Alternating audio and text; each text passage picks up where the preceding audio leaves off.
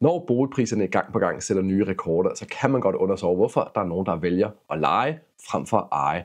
Og eftersom jeg lige har solgt mit hus, så stod jeg faktisk præcis i den situation. Jeg har valgt at leje, og det skal vi kigge nærmere på i den her video, præcis hvorfor. Jeg vil også vise en omkostningsoversigt, der hjælper mig til at træffe den beslutning, jeg nu endte på. Og det er også en, jeg vil gøre tilgængelig. Se senere i videoen præcis, hvordan du får fat i den. Og lad os bare komme i gang. Som sagt, så har jeg stået i lige præcis den her situation, hvor jeg skulle bestemme mig for, om det skulle være ejerbolig eller lejebolig, som skulle videre i nu, hvor huset er solgt. Og der er jo mange fordele ved begge scenarier.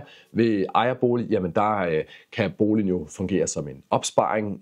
Hvis der er en stor nok stigning, så vil der også være måske en nettogevinst, alt efter omkostninger, salær osv. Du kan låne op i friværdien til måske enten at købe en ny bil, rejser eller nogle andre ting, også bare til at forbedre boligen. Du har også fuldstændig råderet over din egen bolig til, hvordan du vil indrette den, og hvad du vil gøre, om du vil flytte den væk eller noget som helst. Og så følger den jo egentlig også de konjunkturer, der er i samfundet. Når det hele går opad, jamen så stiger boligpriserne også, og det er selvfølgelig også, når de går nedad, jamen så følger boligpriserne jo måske også, som man så efter finanskrisen tilbage i 2009. Som jeg sagde i introen, så kan det nogle gange godt virke lidt underligt, hvorfor nogen der vælger at leje frem for at eje, eftersom at man har hørt om alle de her rekordpriser og stigninger. Men der er stadigvæk en masse store fordele ved at leje en bolig. Blandt andet, og en af dem, jeg synes er den allerstørste, det er fleksibiliteten i det. Du kan opsige din bolig med et par måneders varsel, og så kan du sådan set rykke videre, hvis der nu skulle være en ændring i dit liv, at du bare har lyst til at prøve noget nyt. Derudover, jamen, så er der også andre, der står for vedligeholdet. Det gør du jo selv. Hvis du ejer boligen ved lejlighed, der er der typisk en vicevært tilknyttet, eller ejendomsfunktionær eller sådan nogle ting, som kom ind og hjælper med alt det der. Derudover så kender du også omkostningerne til det, for du har din husleje, og hvis vi ser bort for forbrug, jamen så er det egentlig bare huslejen, der er det maksimale, du kan komme ud og betale. Viceværten ordner for eksempel, hvis toilettet ikke virker, eller blandingsbatteriet drypper eller andre ting, og en realkredit eller lån, man har i sin bolig, jamen det er ligesom minimum, man skal betale, og så kommer alt det andet, vedligehold, forbedring og bla bla bla, det kommer sådan set oveni. Derudover så er der også muligheden for at prøve mange forskellige boligtyper af. Hvis man nu fungerer bedst i lejlighed, eller hus, eller rækkehus, så er det væsentligt nemmere at prøve de forskellige typer af ved at leje dem, frem for at købe først den ene, så sælge, købe den anden, sælge osv. Og til sidst, jamen så er der sådan set egentlig også bare, at du ikke er påvirket af konjunktur i samfundet på samme måde. Hvis nu, at den pris på lejligheden, du lejer, den falder, og det ikke er din, jamen så er du jo selvfølgelig uberørt af det. Hvis du nu stod og skulle absolut sælge den, og du ejede lejligheden, så kunne du jo eventuelt være tvunget til at tage det tab, der nu måtte være. Den situation kommer du ikke til at stå i med en lejebolig. En af de ting, som jeg ikke altid synes, at folk lige tænker over, når det er, at de tænker på at købe en bolig, jamen det er faktisk alle de omkostninger, der er med rent faktisk at købe den, og også sælge den igen i hvert fald. Så hvis man tænker at købe en bolig, ryk videre efter nogle år, så skal den selvfølgelig sælges igen, og så kommer man jo derfra med en stor pose penge, tænker man, fordi nu er ens lejlighed, hus eller whatever, det er steget eksplosivt i værdi, som man jo selvfølgelig har set i København inden for de seneste par år. Det er relativt isoleret til de større byer. Hvis man kommer ud mere på landet og i de mindre byer, jamen så er udviklingen langt fra det samme, som man ser inden der, hvor kvadratmeterne er væsentligt dyrere. Og det var også nogle omkostninger, som jeg tænkte meget over, dengang hvor jeg tog en beslutning om, hvad jeg egentlig skulle nu her. Så jeg satte mig ned for at lave en oversigt, simpelthen for at prøve at sammenligne, hvad er det egentlig, det vil løbe op i. Alle de her omkostninger fordelt ud over x antal måneder. Og der er en rigtig god grund, skal jeg bare sige, til at man har en tommelfingerregel omkring, at man skal eje en bolig eller vælge at bo samme sted minimum 5 år, for at det rent faktisk kan svare sig at bo den og købe det, frem for at bare leje noget i den periode. Og det skal vi prøve at hoppe ind på nu her. Så hvis vi prøver at hoppe ind på Excel og lige ser oversigten her. Arket her, det skal jeg nok uploade inde på buymeacoffee.com, og der skal nok være et link nede i beskrivelsen, hvis du gerne vil have det. Det er ikke fordi, det er et særligt stort ark, men der er jo nogle af de her omkostninger, som er bundet op på boligens pris. For eksempel stempelafgiften, den er jo en procentdel af boligens pris. Så i det her tilfælde, der har jeg haft kigget på et hus til 1,8 million, og det er jo ikke fordi, det er det dyreste eller noget som helst, og det er ikke fordi, du kan købe et hus i København eller Aarhus højst sandsynligt til den pris, men der er masser af huse i rigtig mange områder i Danmark til den her pris, som også er rigtig fornuftige, god størrelse og med de værelser, man nu engang skal bruge. Så hvis man lige kigger hurtigt nedover, jamen så er der jo nogle omkostninger til tinglysning af skøde, stempelafgift osv., så er der også realkreditten, der skal have nogle penge til det samlede tinglysning der, afgifter og gebyrer. Så er der potentielt også et boliglån. I det her tilfælde, så har jeg ikke taget det med i de samlede omkostninger. Jeg går ud fra, at jeg kommer med de 20% til realkreditten. Så er der også ens bank eller realkreditinstitut skal også have en del. Der er lånesagsgebyr, kursfradrag, kursregulering, garantistillelse, som banken skal gøre i forbindelse med køb.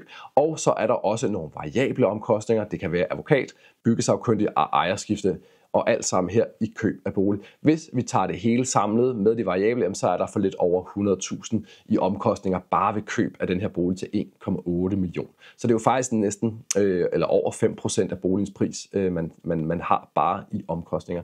Hvis den så igen skal sælges, som man kan se over på højre side, jamen så har vi ligesom to scenarier. Den ene, det er, at vores bolig ikke er stedet i værdi, det er måske yderområderne eller mindre byer, så kan det være, at den ikke er stedet, og så har vi en mindre efter et par år. 3 år er den steget med 2% om året, men vi skal også lige huske at give et lille afslag. Det kan være, at vi ikke kommer så meget derfra, så vi har givet et lidt standardafslag, eller hvad man kan kalde det, måske på 5%. Og så er der selvfølgelig en del omkostninger i forbindelse med indfrielsen. Det kan være, at der er nogle omkostninger til banken, der er salgsomkostninger til mæglersalær for eksempel, der kan være gebyr for indfrielse, der kan være afregningsprovision, du skal ud og betale en halv ejerskifte måske, hvis køberen vælger at tage det, du skal have nogle tilstandsrapporter, og hvis du skal måske have gjort din bolig klar til at blive salgt, jamen så er der måske opfriskning af bolig. Det kan være, at du skal have 2 boliger i en måned, og du skal måske også ud og betale en flyttemand en lille smule for at flytte nogle af de tunge ting. Så alt i alt, jamen så kan det her salg af bolig faktisk også rende op i 100.000. Og mæglersalæret, det er jo en af de ting, man kan forhandle ret meget om. Ejerskifte, den er relativt bestemt på forhånd, fordi det er halvdelen af det billigste tilbud, så alt efter prisstigninger i samfundet, så kan det jo selvfølgelig være, at den afviger en smule fra de 9.000, eller tilstandsrapporter kan man også samle nogle forskellige tilbud ind på. Men alt i alt, så er der en hel del omkostninger her, så man også kan se igen, hvis vi hopper ind på grafen igen her i højre hjørne, jamen så er der de her omkostninger fordelt hen over 3 og 5 år. Hvis vi bare tager de alle sammen, jamen så er vi op på 5.800 hen over 3 år per måned. Uden variable, så falder den en lille smule, hvis du ikke skal have dobbelt husførelse, opfriskning af bolig og sådan nogle ting. Og hvis vi antager, at husets værdi stiger, jamen så ser det en smule bedre ud. Ikke meget, et par 100 kroner billigere om måneden. Bedre ser det selvfølgelig ud, hvis vi lige kommer hen på den her 5-årige periode derimod, hvor vi har faldet et par tusind faktisk, hvor vi kommer ned på 3.500 henover fordelt per måned på 5 år. Og hvis vi tager uden de variable, som vi snakkede om, jamen så er vi faktisk nede på 2.500, som lige pludselig er lidt mere spiseligt. Så man kan godt se, hvis man går ud og betaler eller lejer en bolig, eller køber og sælger en bolig igen inden for 3 år, jamen så hver måned, så den omkostning, man egentlig føler, man har i sit lån for eksempel, jamen der kan man faktisk godt lægge de her knap 6.000 kroner oveni, som er de omkostninger, man kommer til at have med det. Og det er jo penge, der også bare er forsvundet på ingenting, så det bliver man jo nødt til at tage for den eventuelle værdistigning, man for eksempel har fået. Så hvis man går ind og sammenligner, hvad et lån på ca. 1,8 million koster, så kan vi prøve at se her. Jamen der har vi gået ind og taget igen, at vi har lånt de her vi skal købe til 1,8 million. Vi kommer til med 20%, så vi skal låne de resterende. Så kommer vi faktisk op i, så man kan se øverst oppe, af en ydelse per måned. Før skat kommer til at hedde 7800, efter skat 6400. Der er selvfølgelig noget rentefradrag der, men man kan også se på det månedlige afdrag, det er kun 2100, så der er en stor del af de penge der, det er faktisk rente. Så det er jo lidt over 5.000 kroner, man ender med at betale om måneden i renteomkostninger til banken eller til realkreditinstituttet i det her tilfælde, fordi det var kun realkredit. Så hvis man sammenligner det, de første 5.000 kroner, det er ud af vinduet til renter. Derefter så er der de næste måske 4-5.000 kroner, det er de her omkostninger ved køb og salg, der er fordelt ned per måned. Så i det tilfælde, så er du faktisk næsten allerede på 9-10.000 kroner på penge, der bare er ud af vinduet for at købe den her bolig. Så hvis du ved, at den stiger rigtig meget, så giver det selvfølgelig god mening. Hvis du ved, at du kommer til at bo der i lang tid, jamen så bliver de her omkostninger spredt over en længere periode. Men hvis du i mit tilfælde er lidt usikker på, jamen hvor lang periode er det her egentlig? Er det 3? Er det 5? Er det længere? Det ved jeg faktisk ikke. Det kan også sagtens være, at det er kortere end 3 år, jeg bliver nødt til at benytte mig af den her lejebolig nu her.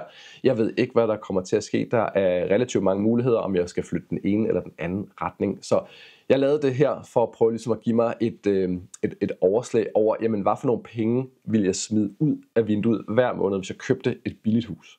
Og byen, jeg bor i, der stiger husene højst sandsynligt ikke, og hvis det var hen over en 2-3-årig periode, 4 år måske, så ville jeg ikke rigtig tro, at der kunne være særlig meget ekstra at hente ved at sælge huset igen faktisk så hurtigt. Simpelthen fordi jeg havde nok ikke tænkt mig at skulle lave de større renovationer eller renoveringer. Jeg havde ikke tænkt mig at skulle gøre så meget andet end bare almindelig opfriskning og vedligehold. Så på den måde, så tror jeg sådan set, at den dag jeg skulle sælge det videre, så ville jeg bare kunne sætte det til salg til det samme, plus måske en lille smule på grund af de prisstigninger, der har været generelt i samfundet. Så der er ikke noget, der er rigtigt og forkert at gøre i det her. Man kan sagtens vælge at købe og sælge en bolig igen efter meget få år. Hvis man gør det i Københavnsområdet, for eksempel, så vil man højst sandsynligt komme derfra med en nettogevinst, som er skattefri. Hvis man køber i en mindre by, lad os sige Lolland, Sydfyn, Jylland, Sydjylland, Vestjylland, ting og sager, så kan det godt være, at man vil ende ud med at stå tilbage og ikke have tjent en krone. Måske har man faktisk endda sat penge til på grund af de her omkostninger. Så det er den konkrete situation, der ligesom afgør, hvad der er det ene, der er det andet. Men der er en grund til den her tommelfingerregel om, at man ikke skal købe, medmindre man bor der i minimum 5 år. Og der er selvfølgelig også undtagelser til reglen. Hvis du gerne vil ind og have fat i det her ark selv, så ligger det inde på Buy Me a Coffee, som man kan se på billedet her. Jamen så går man bare op under shop, og så ligger det derinde. Det er ganske gratis. Man kan vælge at skrive 0 ind for at få det helt gratis, og hvis man har lyst til at skrive større beløb ind, så gør man bare det. Det går udelukkende til at forbedre kanalen her, så det skal man selvfølgelig være meget velkommen til at gøre. Men det er på ingen måde noget, der er krævet. Det var bare en lille oversigt over, hvorfor jeg har valgt at leje en bolig midlertidigt her, inden jeg vælger det næste skridt, der kommer til at ske for mig. Jeg håber, du synes, det er spændende at følge med. Hvis du ikke allerede gør det, så abonner gerne på kanalen. Det er nemt, det ligger gratis, og det hjælper mig at vækste rigtig meget, og det vil jeg selvfølgelig også rigtig gerne. Og så håber jeg sådan set bare, at vi ses i næste video. Tak fordi du kigger med.